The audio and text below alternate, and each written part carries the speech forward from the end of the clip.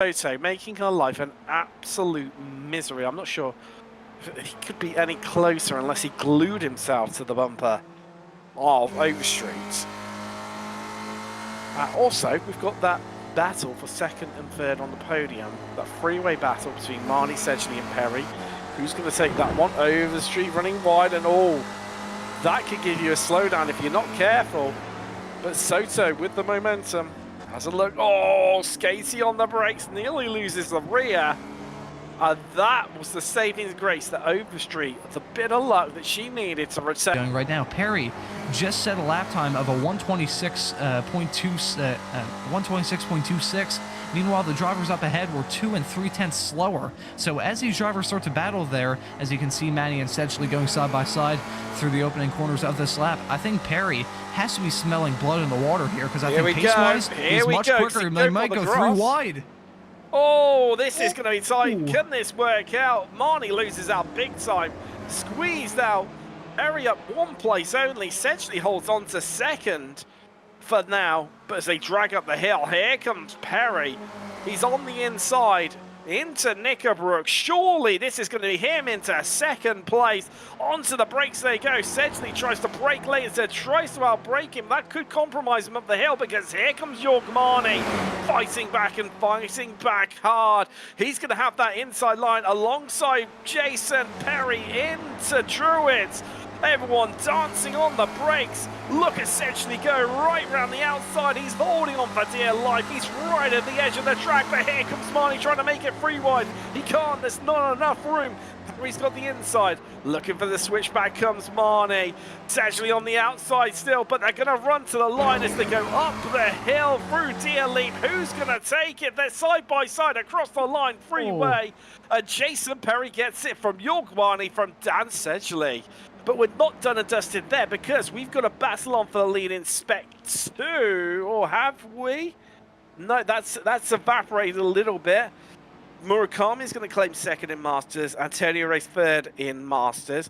Right, what is happening further down through the field? Let's have a little look. No, yeah, Funnison's going to claim victory in Spec 2.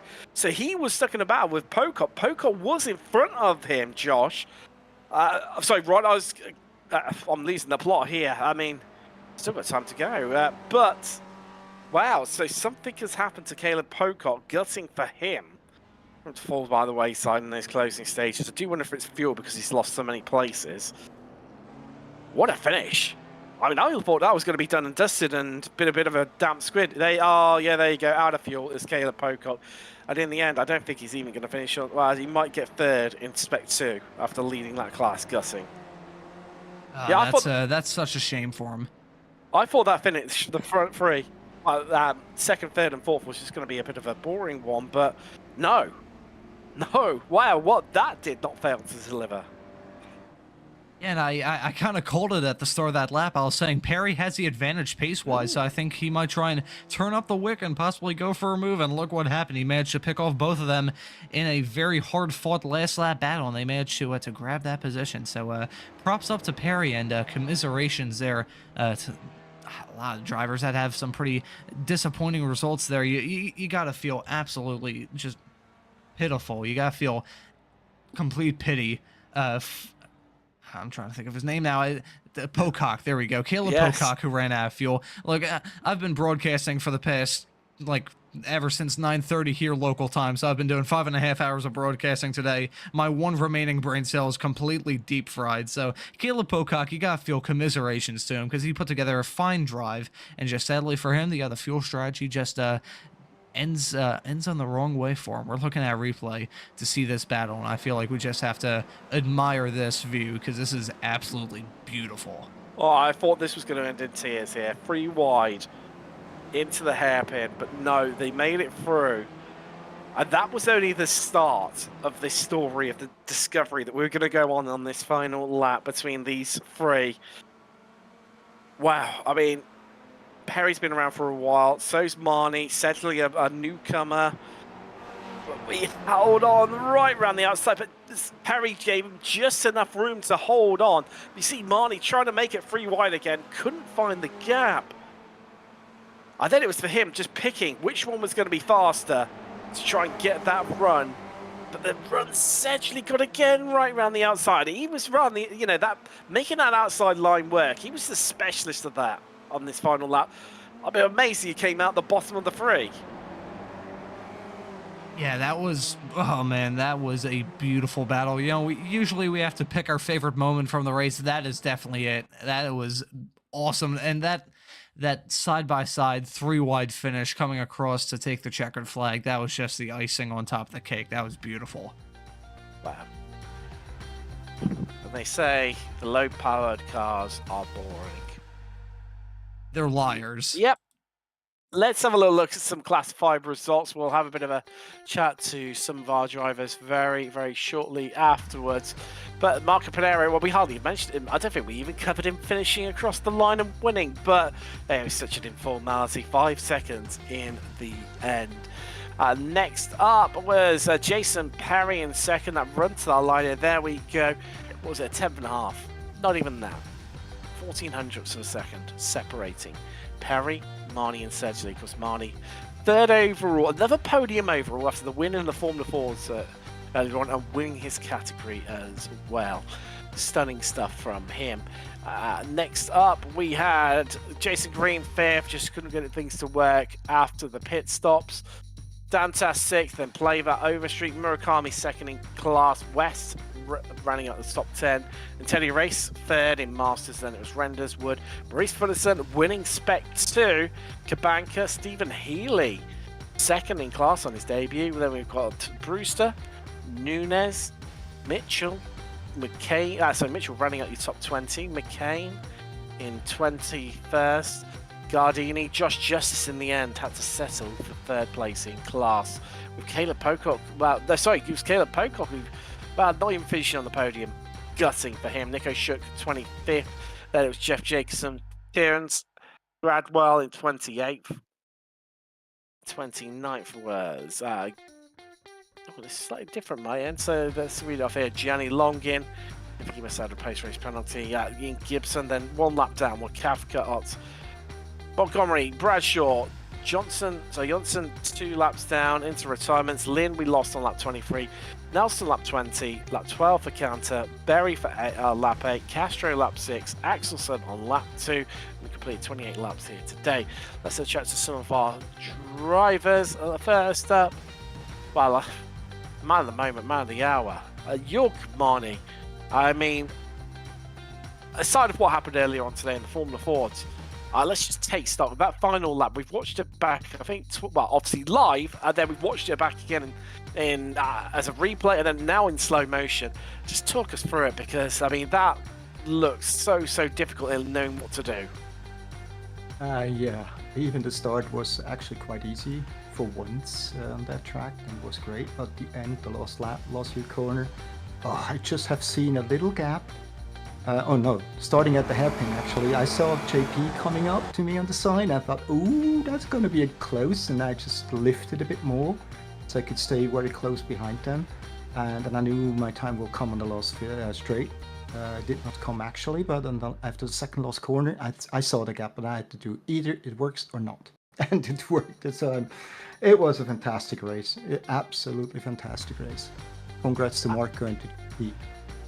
Well, yeah, I mean, he ran away with it. It was all about that battle for second. But, I mean, today, you know, win overall, a podium overall, aside of your double winning class. I mean, you can have hoped for a much better weekend, really, coming into this one.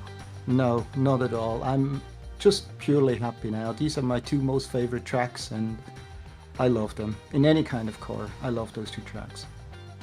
Correct answer, certainly with Alton Park, and no bias shown there. But congratulations, York Marnie, third overall, and your winner in Masters. Ron, sorry, go on, York. Thanks a lot, guys, and have a good night. Yeah, likewise, York. Ron, would you like a chat with Caleb Pocock? I think you should. I think it's only fair. Alrighty, we will do that. Caleb Pocock, thank you so much for joining us. Just commiserations after running out of fuel towards the end of that race. But besides that, how's the race from your end? Actually went pretty good. I wasn't feeling too confident based on practice, and I figured, like, during the race, I was able to keep pace with Maurice for most of it. So I'm like, all right, maybe I have a chance. And I came out of the pits right behind him, and that led to a fun little battle to the end until I ran out. I was 0.01 gallons short, or half a lap short. That's I felt so bad, and I also have to apologize for blanking on your name towards the end of the broadcast, and just I feel bad for you, man, because it's always frustrating to have such a good result like that spoiled because of such a unfortunate incident and very frustrating incident running out of fuel right towards the end. So talk us and the viewers through driving this car around this track, because at least from my perspective, it looked like a really fun combination. Yeah, it's a pretty fun track. I don't seem to be as good at it as I would like, so I'm not sure if I'm the best person to talk to about that, but it's a nice blend of, you know, you got the hairpin and then you got some high speed sweepers and some elevation changes, so it is definitely a fun track to race. Now, next week, the Spec Racer Fords are going to be heading to Sonoma. What are your thoughts entering that race? I can't wait. I love Sonoma. I don't know if I'm going to be competitive, but I love that track, so I'm hoping that I'm competitive to match my optimism and love of the track. Well, for your sake, fingers crossed that you show some good speed there, and also fingers crossed that you have a little bit more fuel left in your race car by the time that you cross the checkered flag. So, Caleb, thank you so much for joining us. We hope to see you in 1 week's time. All right, thank you. Talking of which, that is all we've got time for tonight after another epic race in this series. 1 week's time, well, we head to Sonoma on the Cup Historic layout. Looking forward to that one. Somewhere a little bit different to spice things up, but, well, what can we say? Dominance from Panero, but it was all about that battle for second. Perry, Marnie and Sedgley.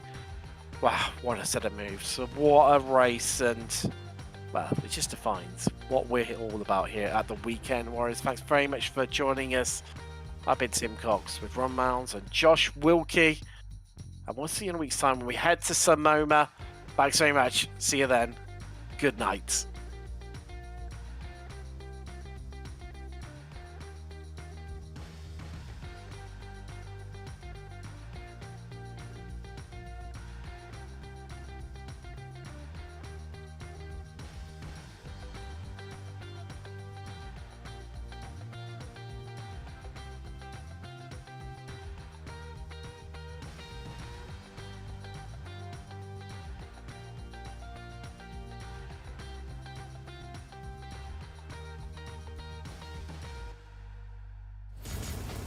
Are you struggling for consistency in your sim racing? Does your iRating look like a roller coaster? If so, we have good news for you. The way to get more consistent is to first understand what you're doing differently than the professionals. And VRS is the answer. With our competitive subscription, you will have the telemetry, setups, tutorials, and everything else you need to fully analyze your driving. Our data packs and the ability to compare your driving with the best in the world will show you exactly where to adjust your inputs, change your driving line, and shave seconds off of your lap times. And our powerful and precise Direct Force Pro wheelbase and precision pedals are being used by some of the world's best drivers. All these champions agree that VRS hardware is not just the best on the market, it's also priced well below the competition. So if you're looking to upgrade to direct drive and the best pedals in sim racing, VRS is your answer. If you want to get better, get faster,